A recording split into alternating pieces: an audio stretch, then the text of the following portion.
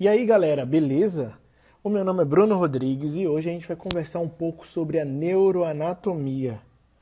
Não sei se vocês já ouviram falar a respeito ou como vocês chegaram até esse vídeo, mas eu vou postar uma sequência de vídeos agora ensinando um pouco do que eu aprendi nesse tempo de graduação e o que é que eu acho mais importante a gente saber sobre a neuroanatomia, com o meu jeito de falar e o meu jeito de interpretar os assuntos. Eu quero começar essa viagem com essa pergunta aí que eu joguei na tela para vocês. O que a gente vai estudar e para que estudaremos? A gente vai estudar o quê? A gente vai estudar todas as estruturas do sistema nervoso, central e periférico. E para que a gente vai estudar? Para quando a gente for fazer uma anamnese de um paciente e até para ter um tipo de tratamento para esse paciente, eu vou precisar saber a estrutura, onde ela está e o que ela faz, para onde vai e de onde sai. Isso aqui que a gente vai estudar dentro da neuroanatomia. Eu gosto de começar esse assunto falando um pouco sobre processamento de informações. Que a gente precisa saber que a gente vai ter um sistema nervoso e dele a gente vai ter vai ter dois braços, um chegando e um saindo. Um a gente vai ter um braço receptor e outro a gente vai ter um braço efetor. Beleza? O que é isso que eu estou falando? Eu estou falando sobre aferência e eferência, que são dois conteúdos, são dois tópicos muito importantes de a gente saber logo de início. Porque o que é uma aferência? A aferência, você tem que fazer uma referência à palavra aferir, obter. Quando eu quero ter alguma informação, quando eu quero pegar alguma informação, eu preciso de uma aferência. Essa aferência ela vai estar sempre vindo. Ela está vindo para o sistema nervoso central. Ela está saindo de fora para dentro. Ela é uma informação aferente. E concordam comigo que se ela é uma informação aferente e que se eu preciso... É um conceito que eu gosto de dar agora, que é logo de cara, para uma efetivação de movimento, eu preciso antes de um estímulo sensitivo. Beleza? Então, para eu poder aferir, para eu sentir alguma coisa, eu vou precisar de um neurônio aferente. Então, fixem na mente de vocês, a partir de hoje, que aferência e neurônio aferente quer dizer que ele está vindo. É um neurônio sensitivo. É um neurônio que recebe essa informação. E saindo do meu sistema nervoso central, eu vou ter a eferência. Eferência você pode fazer uma analogia com efetivar, com executar alguma coisa. Então essa fibra eferente é uma fibra motora. A partir de hoje vocês já sabem que receptor vem, efetor vai. O meu neurônio receptor é um neurônio aferente e ele tem uma fibra sensitiva aferente. Ela sobe para o meu sistema nervoso central. E o meu neurônio eferente é um neurônio motor, é um neurônio que efetiva o movimento. É um neurônio que faz a ação motora, entendeu? Ele vai vir aferente e vai descer eferente. A partir de hoje, não esqueçam mais disso, hein? Daí esses neurônios aferente e aferente que estão subindo e descendo pelo sistema nervoso, ele vai formar o neuroeixo. O que é o neuroeixo? Justamente essa ponte de transmissão do sistema nervoso central para o sistema nervoso periférico. Lá a gente vai ter neurônios aferentes e eferentes. Mas para a gente começar mesmo, começar com o pé direito, dizer, vamos que agora vai. A gente vai falar sobre a morfogênese. O que danado é morfogênese? Meu Deus do céu. Porra é morfogênese? Vamos lá. A morfogênese que eu vou explicar para vocês a partir de agora é aquela parte mais chatinha, que é a parte embriológica da parada. Entendeu? É onde a gente vai ver o desenvolvimento inicial desse sistema nervoso. Como foi que aquilo dali se tornou um sistema nervoso? Como é que o cérebro se tornou cérebro? Como é que o cerebelo se tornou cerebelo? Como é que a medula se tornou medula? Como foi isso? Pronto, a gente vai começar a conversar sobre isso agora. E se o que está procurando aqui é uma aula de embriologia, infelizmente não é. Eu vou dar uma pincelada no assunto embriologia e vou aprofundando exatamente só na parte que interessa aqui para neuroanatomia, beleza? Eu vou aprofundar na embriologia do sistema nervoso central. Lembrando que o início ele vai ser um aparato de embriologia geral e no meio do caminho a gente se encontra, beleza? Então vai ser mais ou menos. Vamos lá, a gente vai começar com esse slide aqui falando sobre a sequência da embriologia, beleza? A gente vai começar aí com o número 1, que é o zigoto, essa parte aí que é o zigoto, que depois de ele fazer mitoses, ele vira uma coisa chamada mórula. Mórula. Esses nomes são muito importantes saber essa sequência, porque isso cai muito em prova. Então a sequência é número 1, o zigoto faz mitose, depois que ele começa a fazer as mitoses, ele vira uma bolinha chamada mórula. Depois de ele mórula, ele vai continuar andando pela trompa, pelas túbulas uterinas, ele vai continuar andando, vai andar, vai andar, vai andar, e vai chegar numa parte que é a cavidade na mórula, que ele vai se tornar, o nome dele vai se tornar blastocele. Blastocele. Não esqueçam esse nome, blastocele, é um nome importante. Número 1, mórula. Número 2, blastocele. Anotem isso, memorizem isso e não esqueçam disso, senão vocês vão se lascar na prova. Vamos lá. A gente vai agora para o número 3. O número 3 é blástula, que ela vai se implantar na parede uterina. Exatamente quando ele está se implantando na parede, esse mesma bolinha vai mudar de nome, vai ser agora blástula o nome dela. Nome muito louco. E depois que ele vai continuar implantado, ela já está implantada e está indo para o final da primeira semana de gravidez, ela vai se tornar uma coisa chamada blastocisto. O blastocisto, ele já vai estar implantado ali na parede do útero e ele já vai estar no processo de evolução do embrião. A gente vai essa parte B aqui, ó. B, C e D. A gente dividiu aqui bonitinho nesse slide. Que vocês vão ver que a parte B, a parte da implantação, é a parte onde vai estar implantando Lembra o nome da bolinha? Blastocele. Ele vai estar se implantando e por isso ele vai começar a formação da cavidade amniótica, que é uma estrutura plana em forma de fita constituída por dois folhetos. Que danado é isso? São os folhetos embrionários, que vocês vão conhecer, que é o endoderma e o ectoderma, que vai separar a cavidade amniótica da blastocele. Tá ligados? Estão ligados? Aí a gente vai ter a formação do mesoderma, que é a terceira semana de gravidez. Na terceira semana de gravidez, essa mulher vai estar formando o folheto chamado mesoderma. Não esqueçam dessa sequência também. Essa sequência é bem importante para quem vai fazer alguma prova relacionada à embriologia. Esse mesoderma aí, ó, essa parte mesoderma, não esqueçam, no mesoderma é a parte que mais interessa para a gente aqui nesse assunto. Ele vai influenciar no ectoderma com a proliferação e alongamento de células, tornando-as cilíndricas. Então, ela vai vir como uma placa, que o nome disso é uma placa neural. É como se fosse literalmente uma placa, como vocês podem ver nesse desenho. Ela vai se tornar ela é um aglomerado de células do mesoderma. Com isso, as células vão continuar se dividindo. Elas vão se dividindo, divide pra caramba, divide mais. E isso, eles vão começar a se formar um formato prismático, uma prisma. Não sabe o que é? Joga no Google, pai. Bota no Google aí, prisma, que vocês vão ver mais ou menos como é que é o formato. Aí ele vai começar um dobramento, ele vai começar a se dobrar, a placa neural vai dobrando, e vai chamar um negócio chamado suco neural. Então, olha só a sequência, vê que sequência massa. Ele vai começar no mesoderma, o mesoderma, ele vai começar a se formar uma placa, vai aparecer uma placa, que essa placa vai chamar placa neural. A placa neural vai começar a se dobrar, que vai chamar um negócio chamado suco neural. Aí, como eu estava falando, ó, no slide anterior, aí, ó, no ponto de encontro dos lábios do suco neural se formam duas placas de células chamadas cristas neurais. O que que é? Lembra que eu estava falando que ele se dobra, e quando ele termina de se dobrar e se junta, o nome disso se tornam cristas neurais, essas sobrinhas que ficam depois da dobra.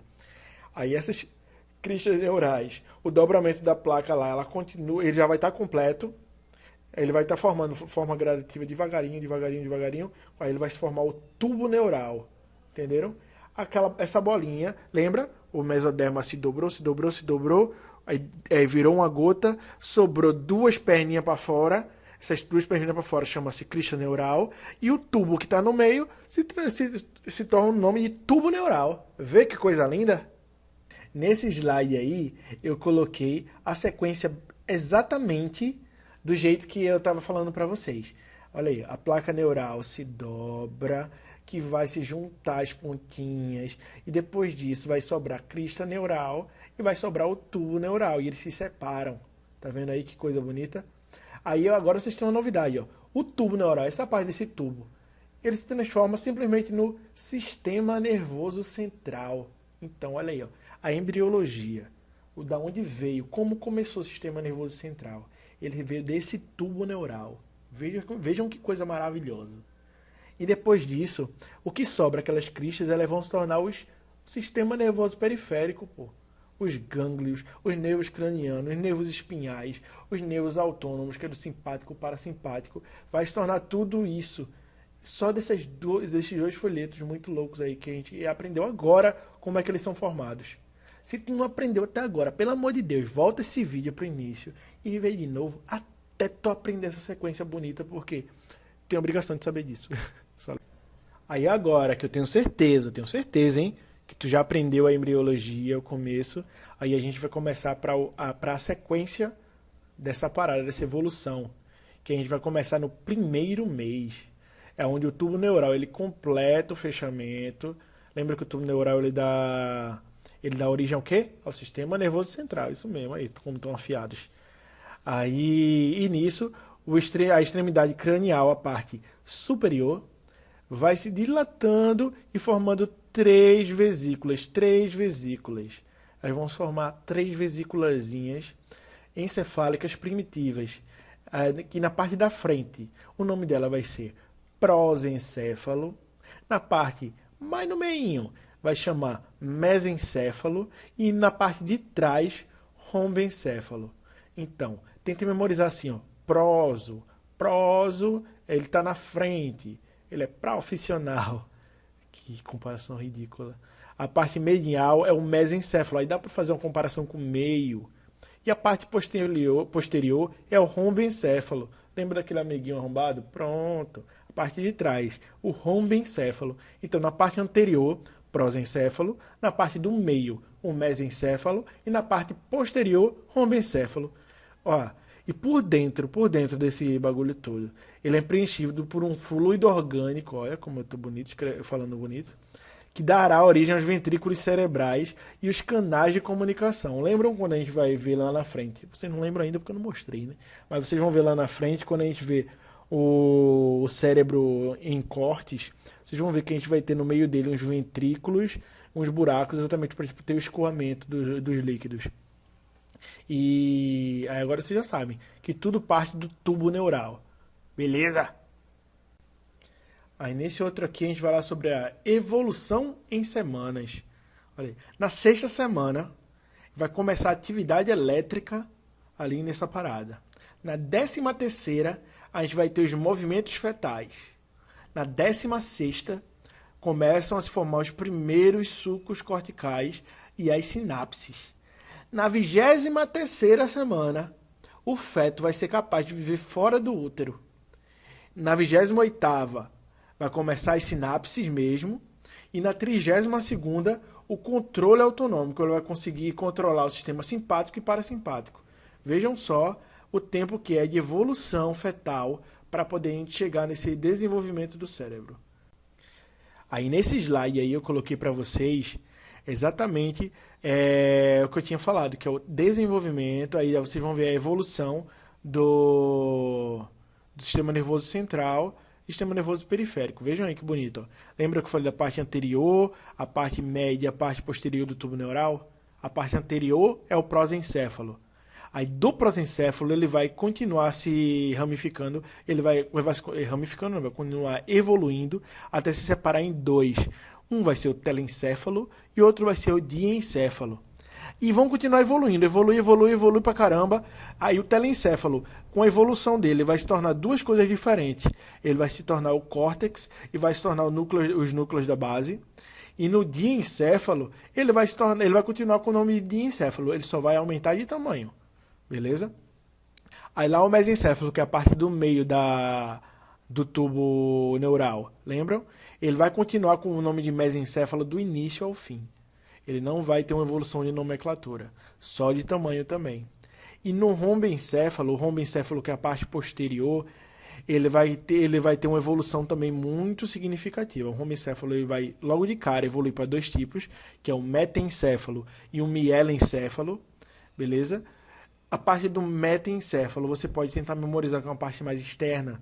Ele vai formar o cerebelo e ponte. O cerebelo e a ponte vai ser formado pelo metencéfalo, que é a parte mais externa. E já o mielencéfalo, que eu gosto de fazer uma referência com o miolo, que eu acho que fica mais claro para mim como uma parte mais mais interna. Eu gosto de memorizar como a parte mais interna dele, que é o mielencéfalo. Ele vai se tornar o bulbo do sistema nervoso central. E aí medula vai vir de medula primitiva, vai continuar com medula primitiva e depois vai se tornar medula espinhal. Esse quadro aí que eu coloquei nesse slide, é muito fácil de um professor colocar na sua prova. Eu já vi em diversas provas esse quadro aí. Só para você preencher, o professor tira tipo 2, 3 nomes desse aí para você adivinhar. E não é adivinhar, se realmente saber essa sequência bonitinha, não tem como você errar essa questão. Entendeu? Então memorizem esse quadro, é muito importante memorizar esse quadro. Já nesse slide aí, vocês conseguem ter uma visualização melhor do que eu tinha explicado, do que é anterior, médio e posterior. Estão vendo aí? Lembra no tubo neural? Olha aí, evolução do tubo neural, isso aí. A parte do prosencéfalo, que é a parte anterior, ele vai se tornar telencéfalo e diencéfalo. Essa parte do meio, ele vai continuar como mesencéfalo, em inglês seria midbrain, mas tipo, ele vai continuar ali no meio, beleza? O rombencéfalo, ou hindbrain, ele vai estar lá naquela parte posterior, que a gente vai chamar de metencéfalo e mielencéfalo, e a spinal cord, que é a medula espinhal, tá aí na parte de trás. Tem tudo bonitinho aí nessa foto, para vocês realmente estudarem e aprenderem que, tipo, saquem esse slide, que foda. Isso mostra muito da evolução humana, como é que ela passou. Vocês já ouviram falar que o ser humano já teve um rabo, né, na evolução. Tipo, isso está muito ligado a esse slide aí agora, que a gente vai mostrar que a evolução do ser humano, quanto mais ele vai crescendo, essa medula ela vai diminuindo de tamanho, porque não é que ela diminui de tamanho, ela se como é que eu posso falar como é que é a palavra, meu Deus? Ela só sobe, porque o corpo ele vai esticando e ele vai levando a medula junto. Então no nascimento essa medula está todas as vértebras aí, ela vai estar fazendo casa com elas, e com a evolução, tipo 25 semanas, elas já começam a se distanciar, 15 semanas, 8 semanas, até a medula ficar menor do que até a coluna ficar menor do que a medula. Quase que eu troco, vê que bonito que ia ser. Mas eu quero que vocês entendam isso, que a evolução aí humana é basicamente isso. A gente vai crescendo, e com o que vai crescendo, a medula vai subindo, as vértebras vão se alinhando, e tu começa a ter um negócio chamado cauda equina, que a gente vai ver mais na frente como é. Mas olha aí a observação que eu coloquei lá embaixo no slide. A medula espinhal cresce menos que a coluna vertebral, fazendo com que os segmentos vertebrais e medulares se desalinhem. Por que vai desalinhar? Porque a medula vai continuar correndo dentro e as vértebras vão começar a se encaixar no corpo de acordo com a evolução humana. Eu quis colocar uma aplicação clínica nessa aula exatamente para vocês fazerem uma referência para o futuro. Quando a gente for dar pediatria mais na frente, algum dia que eu for fazer aula de pediatria aqui, a gente vai chegar numa aula chamada mielomeningocele, que é uma doença que ela é muito grave e ela é bem incidente em crianças. E como vocês podem ver aí nesse caso específico, vocês vão ver que a medula ela escapa pelos corpos vertebrais e ela fica externa ao corpo da criança. Exatamente fala o que a gente estava falando sobre as vértebras, sobre a distância entre elas. Aí uma aplicação clínica para esse extravasamento de medula justamente a mielomeningocele. Olha aí, ó, falando sobre neurônio um pouco, a gente vai ter uma evolução desses neurônios, que eles vão começar a migrar e vão se diferenciar. Porque no início eles vão ser neurônios bipolares. Mais na frente vocês vão ver um slide que eu fiz, que exatamente está mostrando os tipos de neurônios. Mas inicialmente eles vão ser bipolares. Eles vão ter dendritos. Dendritos vocês também vão ver mais na frente, que eu fiz um outro slide falando sobre isso. Que esses dendritos eles vão se alongar e vão se transformar em ramificações. Aí depois vamos ter axônios. E cada neurônio ele tem uma função. Ele vai ter função motora, ele pode ter função auditiva, ele pode ter função visual. E cada tipo de neurônio ele vai ter uma função diferente. Então ele pode ser diferenciado por lugar, por quantidade de ramificações que ele tenha, por função e também pelo tamanho do axônio. O axônio é a perna dele, a saída dele. Então a gente vai ter esse tipo de diferenciação entre um neurônio e outro que a gente vai conseguir estudar um pouco mais nos próximos slides aí. Um ponto também que eu gosto de começar mostrando é uma coisa chamada mielinização. O que seria mielinização? Isso aí tipo, ela é uma marca quando a gente vai saber que a maturação do desenvolvimento do sistema nervoso central e periférico está feito, ele vai começar, ele já vai estar concluído com toda a mielinização feita, beleza? A mielina, ela é um material isolante, ele vai isolar essa comunicação entre neurônios, para não ter tipo um curto-circuito muito doido dentro do sistema nervoso central. A mielina ela precisa estar lá, ela é feita de gordura, de lipídios, que vão estar lá para não deixar ter tipo um curto-circuito dentro do sistema nervoso central. Então, quando a gente sabe que todo esse circuito está fechado e isolado, significa que ele realmente já está maturado. Ele já está pronto para uso. Ela tem a função também de transmitir informações, já que ela isola, e ela inicia lá nos grandes feixes do tronco encefálico, lá no início, no final da gravidez.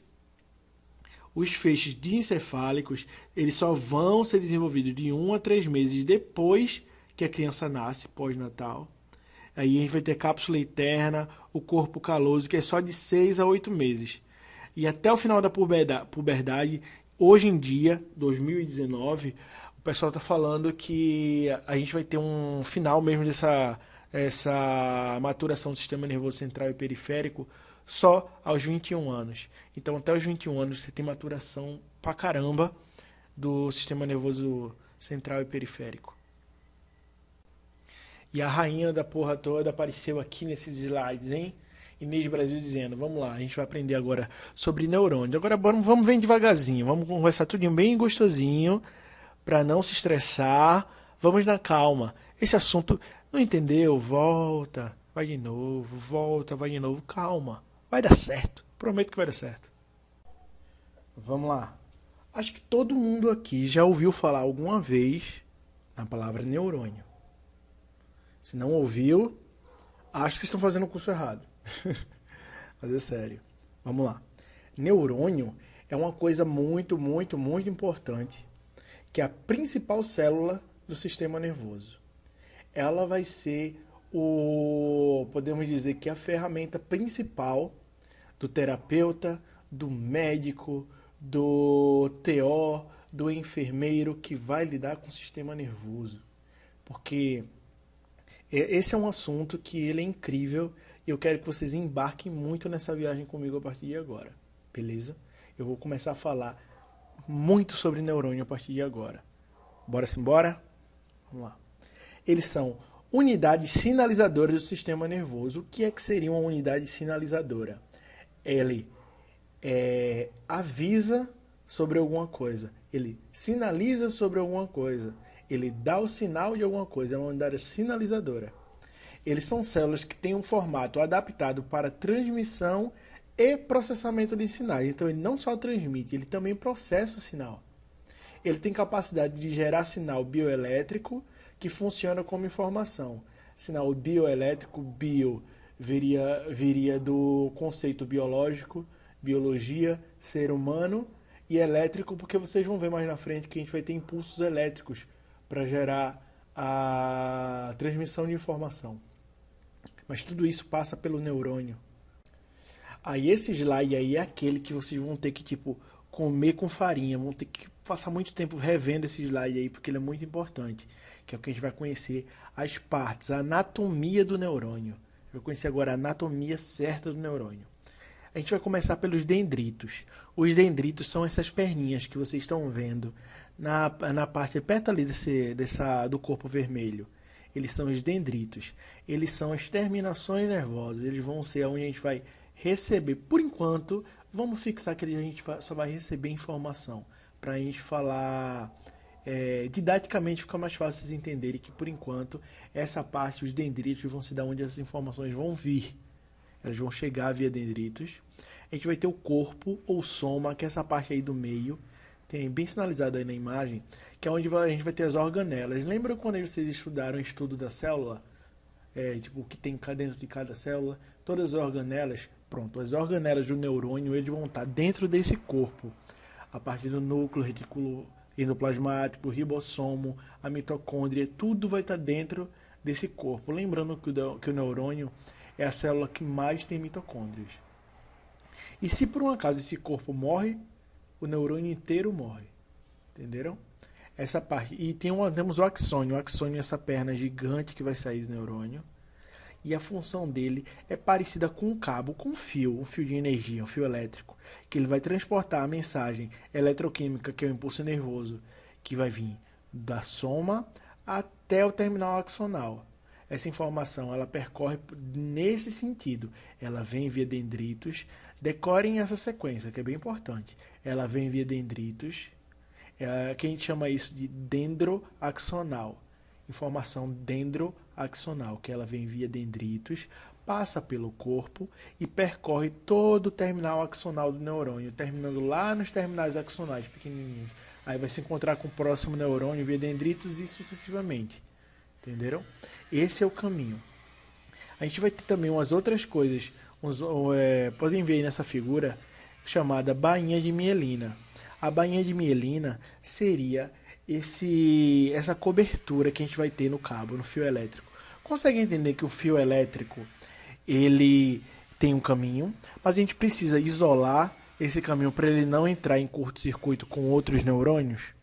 Pronto. A bainha de mielina vai ter essa função de isolamento. Ele vai isolar o axônio do neurônio. E entre uma bainha de mielina e outra, vocês podem ver que a gente vai ter algumas fissuras, alguns espaços vazios. O nome desses espaços vazios chamam-se nódulos de Ranvier. Qual a função desses nódulos de Ranvier? A função deles é acelerar a transmissão de informações. A gente vai ter neurônios com bainha de mielina, vai ter neurônios sem bainha de mielina, vamos ter neurônios com nódulo de Ranvier e sem nódulo de Ranvier. Esses nódulos de Ranvier servem exatamente para isso que eu estou explicando para vocês. Eles vão ter estímulos saltatórios. Por que é saltatório? A informação vem e ela não passa por dentro dessa bainha de mielina, ela vai passar por fora, ela vai sair pulando. Ela vai pular para o nódulo de Ranvier, pula para o próximo, e com isso o estímulo saltatório ele é mais rápido do que um estímulo contínuo. Consegue entender essa informação? Quando tem um estímulo saltatório, ele vai passar pelos nódulos de Ranvier, vai chegar até o final. Essa informação vai vir via dendrito, passa pelo corpo, chega no terminal axonal, vai pulando entre nódulo de Ranvier e nódulo de Ranvier, com o intuito de acelerar mais essa informação. E a bainha de mielina serve para isolante energético. Agora que a gente já conhece a anatomia do neurônio, eu consigo explicar melhor para vocês os tipos de neurônio devido aos prolongamentos. Isso aí a gente vai ter essas nomenclaturas de acordo com os prolongamentos axonais. Lembra do axônio que a gente tinha conversado no slide anterior?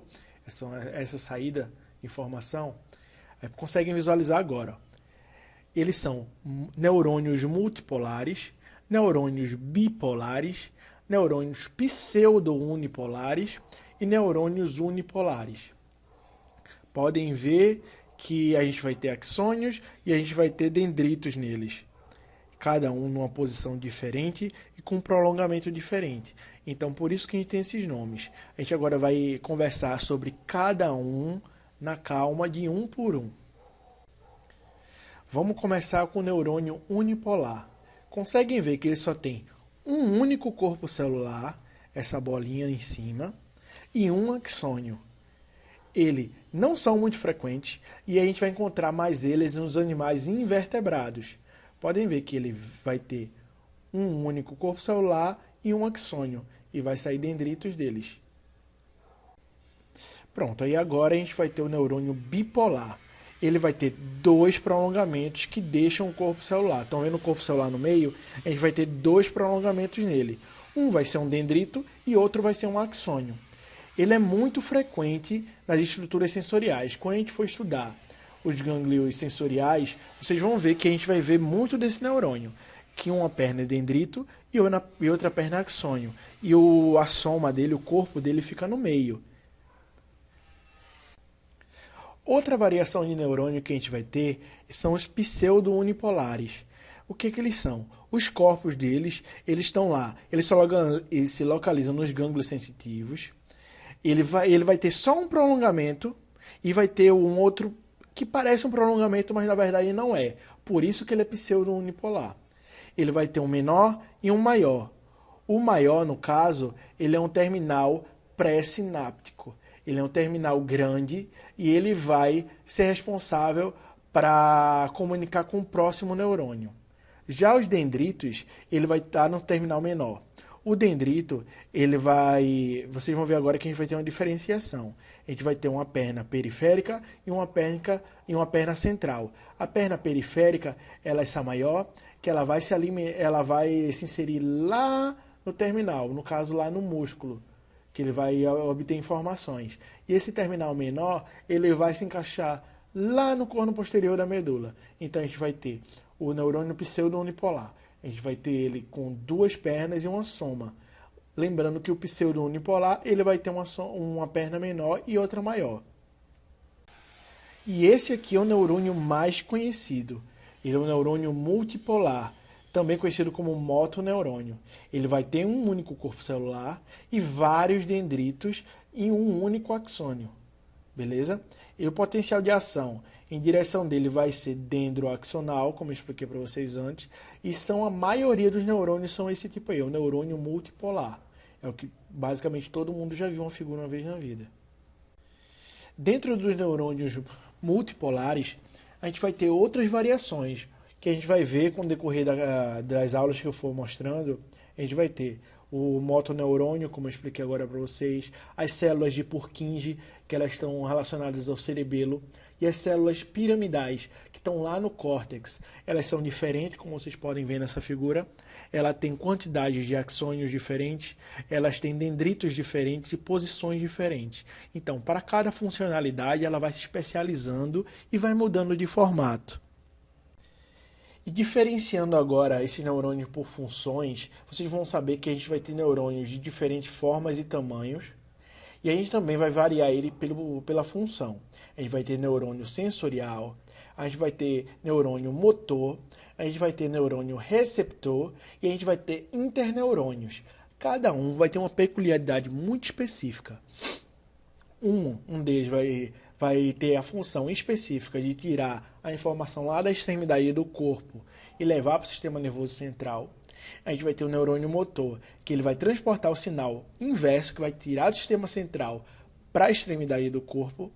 Lembra da história do aferente e eferente, que a gente conversou no início? A gente vai ter neurônios receptores, que eles vão perceber o ambiente, vão ter químicos, luz, toque de som. A gente vai ter muitos desses neurônios receptores, tipo nos olhos, no nariz, são sensações específicas, entenderam? E a gente vai ter os interneurônios, que eles vão conectar um neurônio com o outro. Ele vai ter uma comunicação entre o cérebro e a medula e vice-versa. E esse momento agora é o que a gente vai dar uma pausa e você vai dar uma interpretada nessa imagem junto comigo. E se por um acaso você não conseguiu entender bem esse assunto até agora, é hora de você parar, voltar e chegar até aqui de novo. Só passem dessa etapa da aula se realmente entenderem bem essa imagem agora. Beleza? Nessa imagem eu coloquei um receptor que seria tipo a pele. vocês vão ver que vão estar saindo um terminal axonal dele. Lembra do neurônio pseudo-unipolar, que ele vai ter uma soma no meio? E vai ter um terminal axônico que vai se integrar com outro neurônio, que esse neurônio é um neurônio conector. Lembra que eu falei dos interneurônios que conectam um neurônio com o outro? Que vai sair um terminal axonal para outro neurônio, que vai receber via dendrito a informação. Lembra que o dendrito são as pernas que recebem informação. E esse neurônio é um motoneurônio, então ele só consegue transmitir informações em um sentido. Ele vem da soma, percorre todo o terminal axonal usando os nódulos de Ranvier com estímulos saltatórios para ser mais rápido, e vai chegar lá no final, que vai se encontrar com o músculo que vai efetuar um estímulo nervoso, um estímulo motor, beleza? Vocês têm que entender bem tudo isso que eu falei agora, verificando na imagem.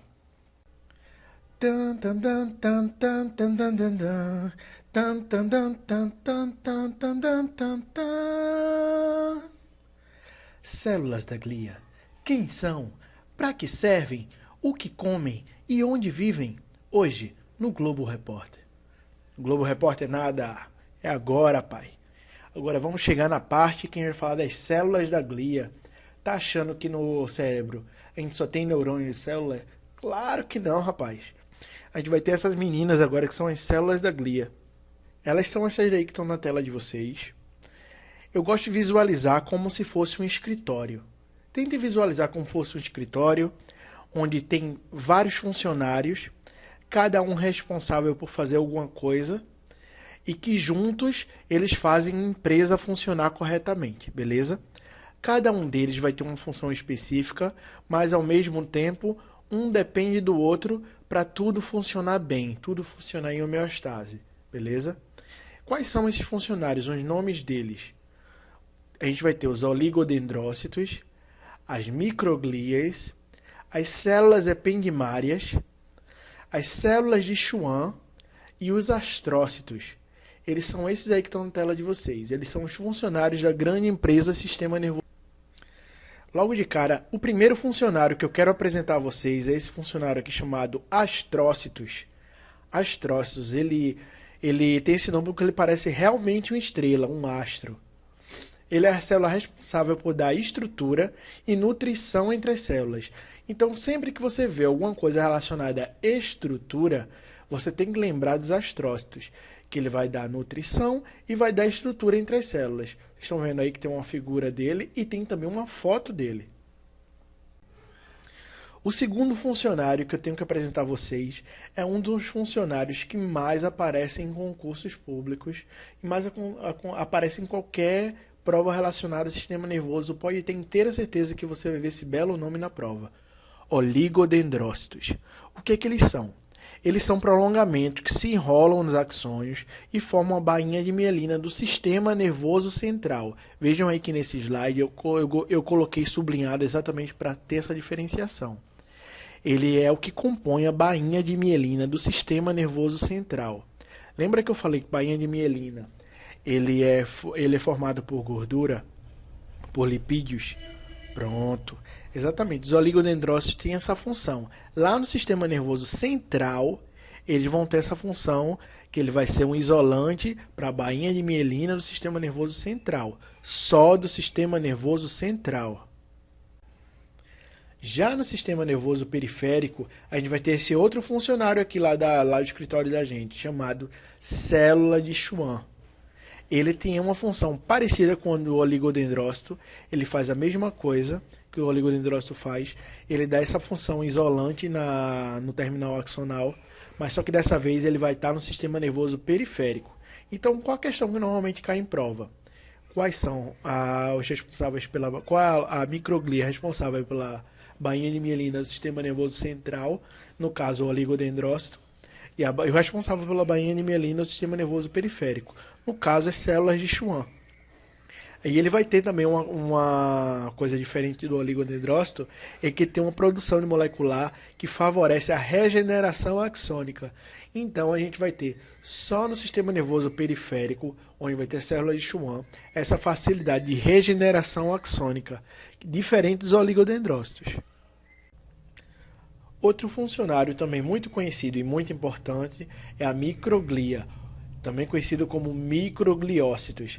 Ela é a principal célula responsável pela imunidade, lembre-se disso. Quando a gente está falando sobre imunidade, a principal célula é a microglia.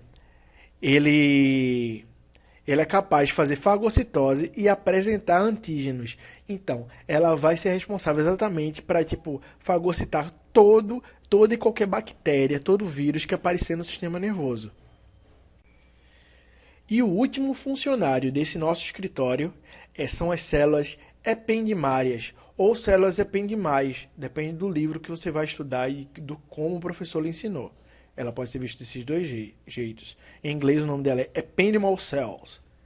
Eles são células que revestem os ventrículos encefálicos, o canal central e a medula espinhal. Então, a parte, vamos dizer que é a pele, entre aspas, do sistema nervoso. São as células ependimárias. A função dela é revestir todo o sistema nervoso. Daí, mais uma vez, eu vou dar aquele pause para vocês verem essa figura e interpretar junto comigo. E se por um acaso vocês não conseguirem entender tudo, volta mais uma vez nessas células de Schwann para a gente entender aqui cada um. Vocês vão ver aí que a gente vai ter um capilar sanguíneo, aí está como capillary. Vai ter o astrócito, que vai estar fazendo justamente o que eu falei para vocês, que ele vai estar nutrindo e dando também sustentação para os neurônios. Ele está aí segurando o capilar ao neurônio. O neurônio, como vocês estão vendo aí, os oligodendrócitos, que tem a função de interligar um neurônio e o outro no sistema nervoso central. E a gente vai ter também a microglia. O que eu falei da microglia? A função dela é dar a imunidade ao sistema. No caso, ela vai estar ali ligada, assim, entra algum vírus, alguma coisa assim, a microglia vai lá e mata e fagocita esse vírus. Ela come esse vírus. E eu queria parar por aqui hoje, mas eu queria deixar um aviso que falta muita coisa. Essa aula de introdução à neuroanatomia, ela tinha um pouco mais de conteúdo, mas eu preferi dividir porque eu já achei que já estava meio longo. Mas aí, eu quero perguntar a vocês gostaram dessa viagem maluca? A partir de hoje a gente vai ver muito mais assuntos ligados à neuroanatomia e eu espero que vocês vão junto comigo nessa viagem, porque vai ser fantástica.